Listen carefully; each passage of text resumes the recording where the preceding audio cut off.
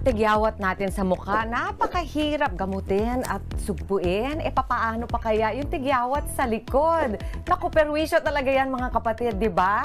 Kaya ngayong araw pag-uusapan natin kung paano nga ba gagamutin at maiiwasan ang back knee. Dito lang yan sa Check kay Chiki.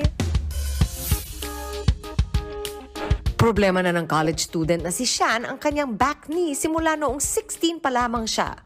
Napansin mo yung back knee, high school ka pa lang. Yes po. Pag kinakapa ko po siya, para may bukol. Babad po sa araw kasi noon kasi Boy Scout po noon, trick po sa labas. Sinubukan pa raw ni Shan gumamit ng sabon, ngunit lalo lang ding dumami ang kanyang back knee. Gumagaling po, tapos po parang in the next month or weeks, parang dumadagdag po. Ayon sa nakilala kong esthetician, ang back knee ay kagaya rin ng tagyawat sa mukha. Cause po siya ng clogged pores, dulot po ng overproduction ng oil, and then natatrap po doon ng ating dead skin cells, at nagkakaroon siya ng bacteria, doon siya nagiging inflamed at nagiging tigyawat po. Malalaman niyo po na back knee siya kung like kunyari makakakita kayo ng butlig na kulay puti. Meron din po tayong maliliit na butlig. Meron po tayong mga tigyawat na namamaga at saka meron din po siya na nagnanana.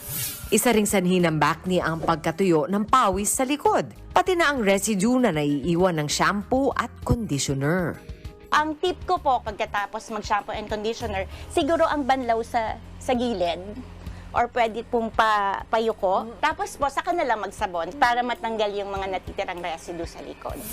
Gaya ng facial acne, masama ring kutkutin ang back knee. Kuminsan kasi nakakagigil talaga ang back knee, di ba? Gusto mong ipapakutkutin, masama ba yun? Unang-una po, yung bacteria po, may chance na mag-spread po siya. So, mas lalong dadami ang acne at saka mamamaga. Yung chances na magkaroon siya ng acne marks, mas malaki. Pagka tiniris po natin, kailangan po natin, pagka acne prone po tayo, is yung quick absorbent siya. Tapos ano siya, non-oily. Tapos kung hanggat maaari po, yung meron siyang lactic acid, benzoyl peroxide, azelaic, glycolic acid, yung may mga ganun po. Pero ang gusto ko lang pong ipaalala na wag po talaga tayo mag-self-medicate. So kailangan talaga magpa-check up. Meron din mga clinical treatment para sa mga nababahala na sa kanilang back knee. Pwede tayong mag-backshal para siyang facial, pero sa back.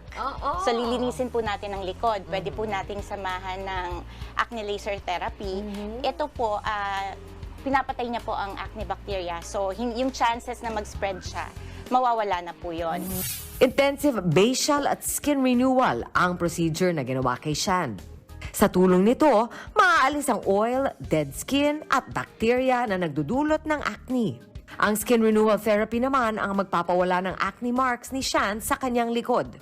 Kaya mga kapatid, wag natin kalimutan ang natutunan natin today. Meron naman talagang solusyon ang back knee, pero wag lang yung titirisin. At syempre tandaan na hygiene is key. At kung malala na, iwan na natin sa mga eksperto. Yan po ang mga lessons on back knee dito lang sa Check kay Chiki. Mga kapatid, Chiki Roa Puno po. Simulan ang inyong araw na puno ng impormasyong kapaki-pakinabang. Sama na sa isang makabuluhang umaga. Tumutok at mag-subscribe sa social media pages ng News 5.